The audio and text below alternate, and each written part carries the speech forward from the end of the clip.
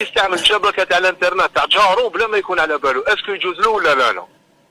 يستعمل شبكه الانترنت الويفي تاع جارو بلا ما يقول له، يجيب الكود بلا ما يقول جارو ويستعمله بلا ما يكون عنده علم جارو، اسكو يجوز له ولا لا؟ الله يرضى عليك قل لي هذا جارو راهو يدفع للدولة، يعني يخلص الاشتراك نتاعو ولا باطل مجانا يعني؟ يخلص شيخ، يخلص. إذا كان جارو يدفع الأموال مقابل هذا الويفي، فهذا الرجل إذا ادى الويفي من عند جارو وهو يعلم بأن جارو يدفع أموالا للدولة، فهذا سراق، هذه سرقة.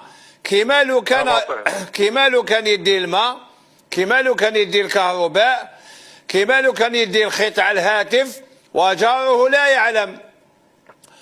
الآن إذا كان لا يعلم، ماهوش عارف، هذا رجل جاهل، فعليه أن يذهب إلى جاره ويسأله ويقول له يا جاري راني ندي من عندك الشبكة، فإذا أذن له جاره فلا شيء عليه، وإذا لم يأذن له فالواجب عليه أن يتوقف، لأن جاره راهو يدفع اشتراك معناتها هذا ويديله مال.